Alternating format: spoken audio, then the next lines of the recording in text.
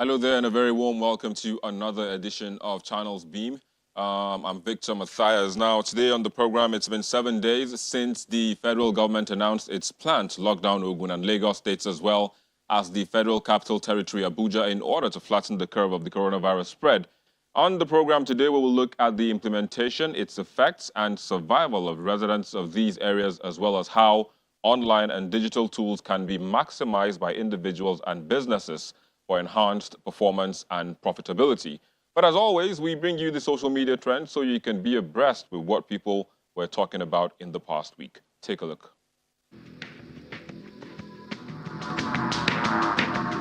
Global citizens couldn't hide their fears as issues were raised around the health risks surrounding the use of the 5G technology.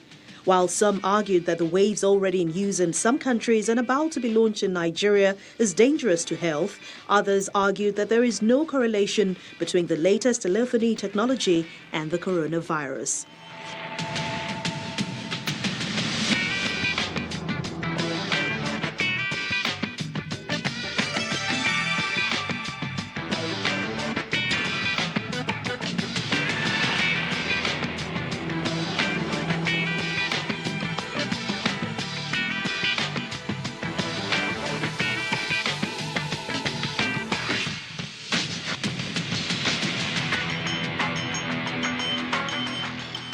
After social media backlash that greeted a video that surfaced online of Nigerian actress Funke Akindele hosting a party at her home to celebrate her husband's birthday, the police arrested the NCDC ambassador, asked singer Naira Marley to report himself to the station, and also launched a manhunt for others who attended the party.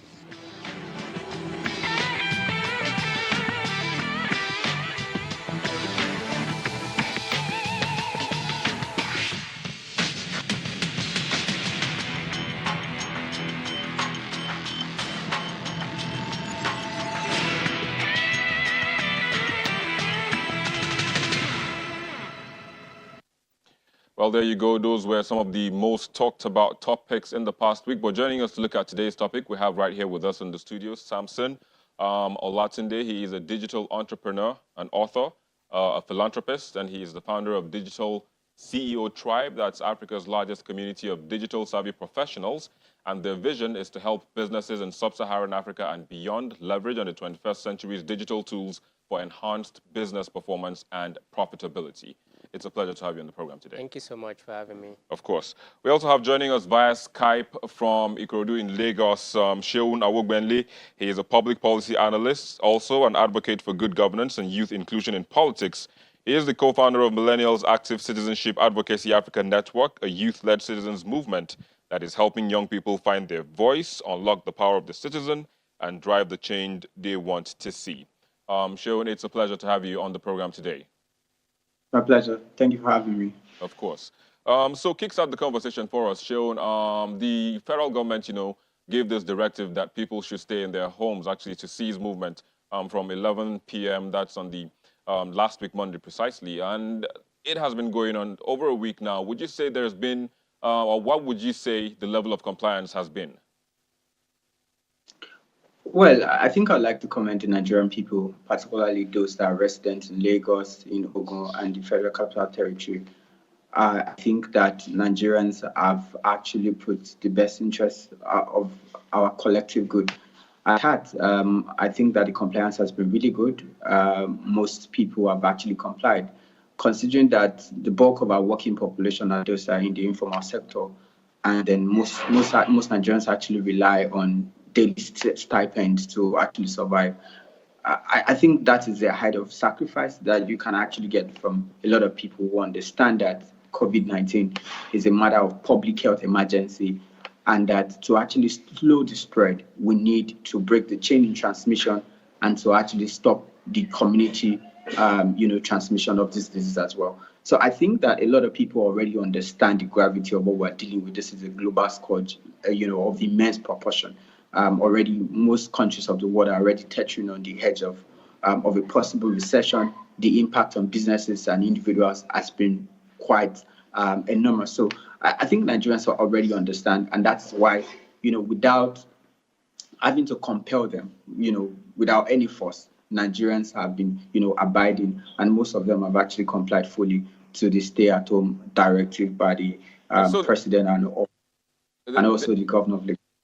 okay, so let me just quickly take you up on the fact that, I mean, you made mention of the global perspective to all of this now. And, looking at it globally with the lockdowns, there's been some form of social safety nets for citizens in other countries that, have had these lockdowns. And also in Nigeria, would you say we've done as much as we can or as much as we should in that respect?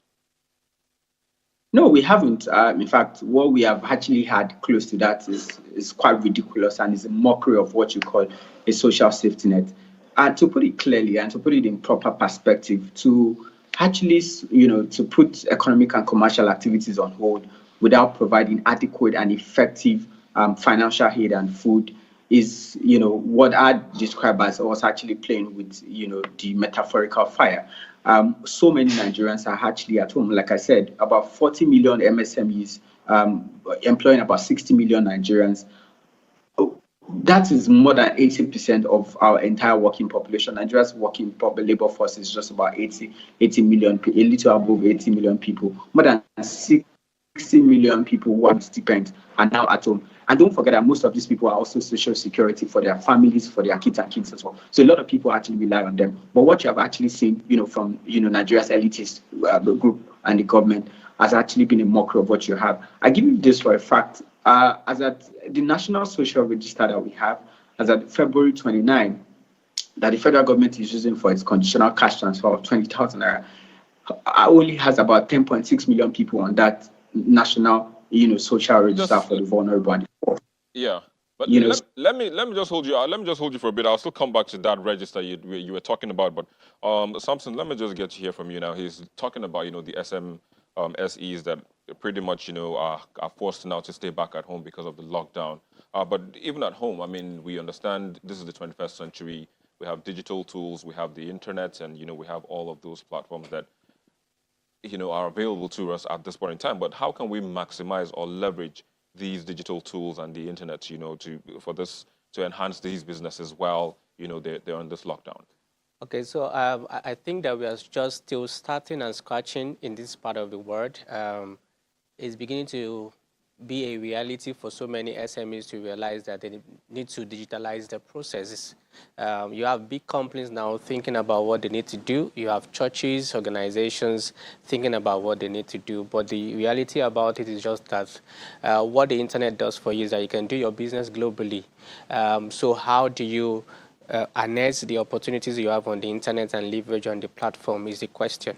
I think we have a lot of knowledge gap currently. Lots of SMEs don't even understand some certain tools that they can use to profile their business, to amplify what they're doing. So what are those tools? So let's take it from the angle of even the ones that we know, the social media platforms. Do you know that on Telegram alone, you have access to create a group of having 5,000 membership?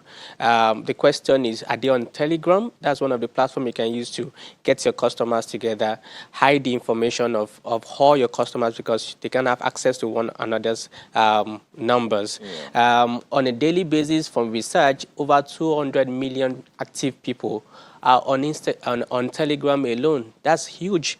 The question is, all our SMEs, do they have that platform? Do they understand how to use that platform? Have they been using it? That's one of the platforms that should have helped you if you're building database in your organization to keep people. So pretty much, I know people use Instagram and Twitter and Facebook to push their businesses. I mean, so are you saying that Telegram is much more effective, or they can put that in addition to what they're using? So they can put that in addition. Is one of the platforms they have to also consider. But the question is, so how do you effectively harness that platform called the social media platform? Many see like that's where I go to gist to talk, but you can actually use it more for businesses. Right. So let's look at it from an angle of Twitter. For instance, Facebook has close to 2.5 billion monthly users. That means that on an average, if you look at it based on the Twitter platform, you have over 303 million active users use Twitter alone. You have on Instagram, over 1 billion people are active on Instagram. YouTube is becoming the height of it. You have over 1.3 billion people within the space of 300 hours videos are uploaded on just Instagram. Now, the question is, how will they be able to harness or take advantage of this platform is the question we need to talk about. I'll come back to ask you on that question, but let's quickly go to our Abuja studio where Busayo Morakinyo is joining us. He has an unsolid passion for nation building and social impact. He leads the community engagement team at Connected Development, a social accountability initiative that seeks improved service delivery across the nation. It's a pleasure to have you on the program, Busayo. Yeah, great to join in. Yeah, fantastic. So, I mean, there's been so much going on since the outbreak of the pandemic right here in Nigeria. We've seen so many businesses, we've seen so many philanthropists and individuals donating money to the government and also equipment so that they can help in fighting the COVID-19. But is there a register to say, per se, that has a comprehensive list of everything that has been donated to the fight against COVID-19 in Nigeria? Yeah, thank you, Matthias. Great to be on your show today. Currently, what we have is a situation where data, we call it data, information about people who have donated funds is really scattered. We don't have a single point where we can always go to get verified information and verified data. Now, at Connected Development, one of the ways we've been able to do this is to jump on probably the websites or the Twitter handles of various people who have donated funds, especially organizations and individuals, to actually see what has been donated. And the biggest challenge we currently have is the fact that we don't have a central pool where these funds are put in. So you begin to follow up with the CBN, you follow up with the Ministry of Finance, you follow up with the task force on COVID-19, and you just follow up on all of these guys just to ensure that you get reliable data to beat fake news, because we have discovered that a whole lot of people can just sit down and come up with very funny information, and if we run with those kind of information, we're going to lose track of focus on tracking these funds that has come in for COVID-19. It's just a major pointer to the fact that we have still not gotten it right in terms of accountability as a country, and it's quite sad because we've hammered on these for a very long time, and when people begin to see that, Busayo, I think, and I think that, I mean, speaking about accountability and transparency, I think that's where Connected Development comes in. So with all of this that we have on ground now, with all the information you've gathered from their websites, Twitter handles, and all of these places, how do you intend to track how effectively these donations and monies were spent? Now, one of the first things we've done is to send out freedom of information requests to the various agencies of government who are actively playing in the space around COVID-19, the Federal Ministry of Finance, the Ministry of the NCDC. We've sent to the Humanitarian Ministry, and what we've done is just simple, to ask them to show to the public or to give a public account of what they have gotten and where those monies are supposed to go to, what is it supposed to be for. Now, what we've also done is to consistently follow up with them on Twitter. For those of them that are very active on Twitter, we've consistently tagged them to give us a breakdown. We've had little breakdown about the funds that has been given, but for me personally and for my organization, it's not comprehensive enough. What we need is to know how much is coming, how many people have redeemed their pledges, because I also know that it's a different thing for people to pledge for funds, and it's another thing for them to release the funds or send the funds to probably a single account. From the briefing we had today, we had that the government has set up various accounts in various banks, linked to the TSA. So we're going to be monitoring that process effectively. Now, what we're saying, how we're tracking this fund is not just having staff of Connected Development or follow the money track. We're saying everybody, every Nigerian should be able to wake up to this responsibility to track these funds. That's why we've been able to break down these funds into various states. So I know that donations has gone into states are releasing money. I know that in Kaduna, for example, there's a 500 million that's been released. We're following up on that fund clearly. And for every other state that fund has been released, either from the state government or fund or donations has come in, we're following up on this process to ensure, and it's quite simple. We're saying All right. citizens would have to look out. I mean, look out for Let medical me centers just coming hold up you. in your community as around you. Yeah, but let me just hold you. I mean, I agree with that approach as well. That it's not it's an everybody's problem. It's actually down to everybody to track and look at what's going on within their communities and also at the federal level. But just hold your thoughts for a bit. We'll take a quick break, and when we come back, of course, we'll continue with this discussion. Please stay with us.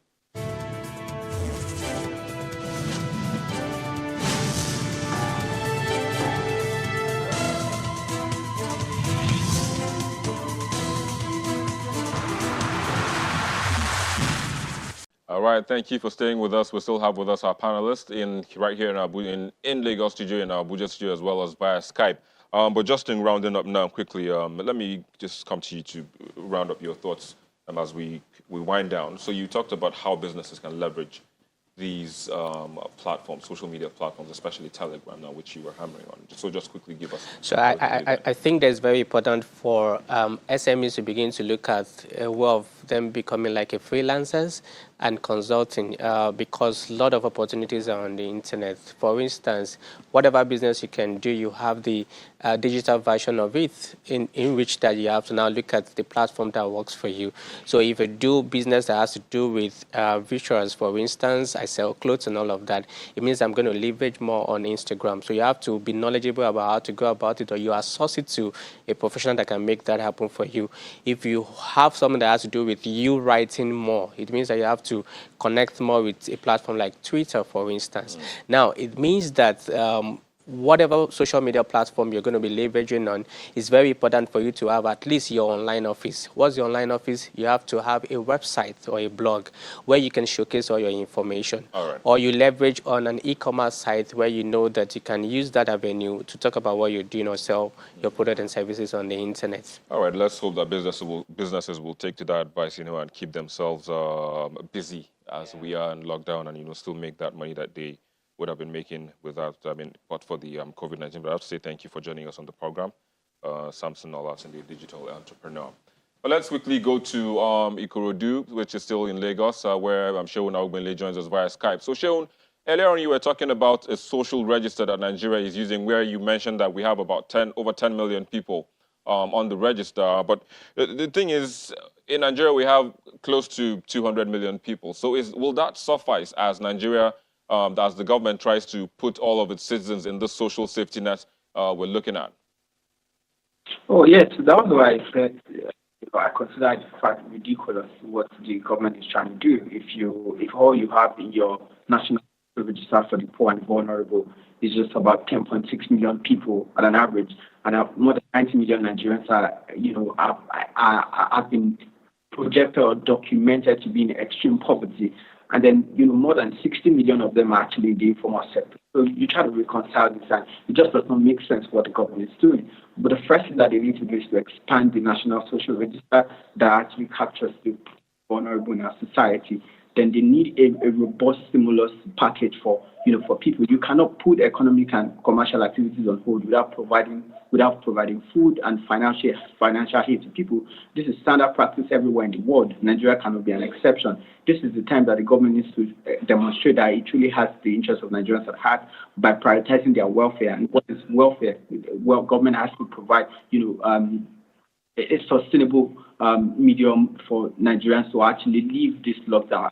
And I hear that the Lagos government is actually contemplating an extension of the lockdown. So if people are going to be encouraged to actually stay back, because we understand that the lockdown is the only way we can actually slow the spread, and the community transmission and cut down the community transmission of the disease. So if they're going to do that, then government needs to adequately provide for people to be able to stay indoors, because a lot of Nigerians actually rely on daily income and stipends to survive and not to also feed their families. All right, let's hope all of that is being put in place as well. Sheun Augbenle, a public policy analyst, joining us from Ikorodu in Lagos. Thanks again for being on the program and sharing your thoughts with us.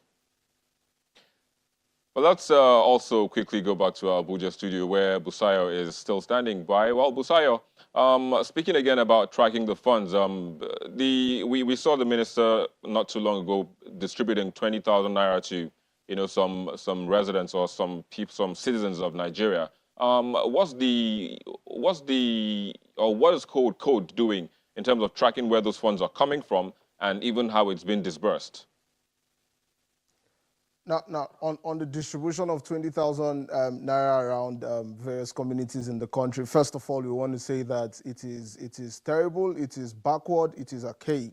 Now, for me, particularly from where I come from, you cannot track funds like that. You can't track, except you begin to go from house to house and begin to ask them, how many of you received 20,000 naira from the government? Now, it's also important for us to know that there's a difference between what the government is doing with the 20,000, which is accumulated 4 months, of the cash transfer, the conditional cash transfer, which started sometimes in 2017. That's not the stimulus package. Now, that is still the conditional cash transfer that started in about 2017 across the country.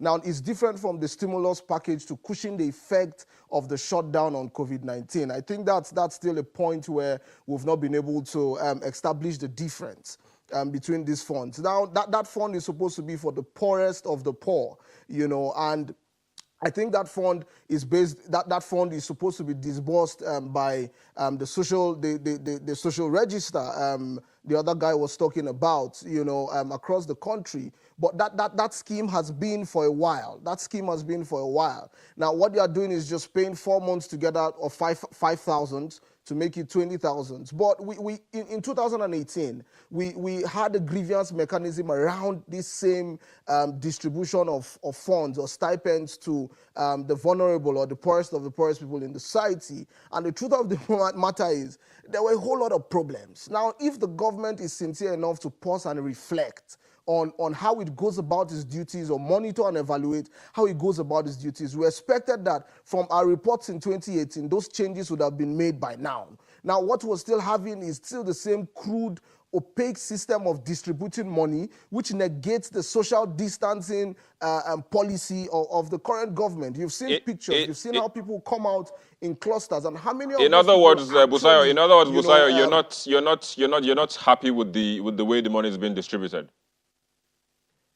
I am definitely not happy. Now, the truth of the matter is, we talked about BVN. Now, it's difficult for this poorest of the Busayo, poor. This would be a nice place to just hold it. I wish we could go more, but time, as always, is never on our side. But I have to say thank you.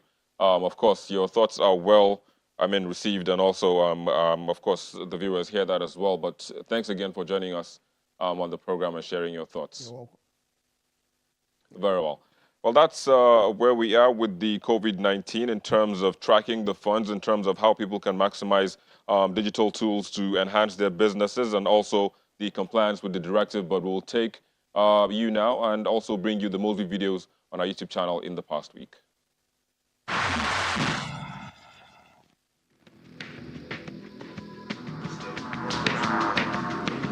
This week's most viewed videos begins with that of the governor of Bauchi State, Bala Mohammed, who narrates his self-isolation experience after testing positive to COVID-19. By the grace of Allah, up to this moment, I don't have any symptom of the virus. That is either coughing or sneezing or having any fever. I have remained very, very stable, and at the moment, I think I'm very well. But I will continue to be in isolation so that I will comply with regulations. It is followed in fourth place by the residents of Ogun State stocking up their stores ahead of the 14-day sit-at-home directive by the federal government.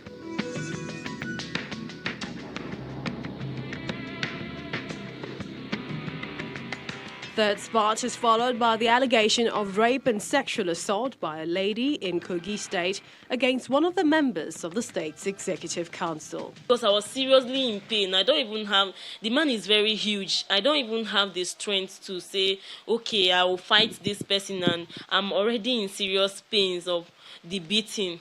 So he had his way, and he didn't even, he did not rape me once. It was about 3 times before the daybreak. In second place is Lagos State Commissioner for Health, expressing optimism that most of the coronavirus patients in the state will survive. We've been on an offensive approach, making sure that we contact trace aggressively. We have refused to use home care. Everybody we know that's positive is removed to an isolation facility, thereby reducing the risk to community. While first part is taken by the promise made by the Speaker of the House of Representatives that members of the lower legislative chamber will donate their 2 months' salary towards efforts aimed at combating the COVID-19 pandemic. We have in the House of Representatives jointly committed to contributing 100% of our salaries for the next 2 months to the fight against COVID-19 in Nigeria. Our contribution will support provisions for the welfare of frontline medical professionals and health workers, and other interventions to provide for the well-being of Nigerians through these trying times. And there you go. Those were the most viewed videos on our YouTube channel in the past week, and that's the show this week as well. But don't forget to stay home and stay safe. Thank you so very much for watching. I'm Victor Matthias. Bye for now.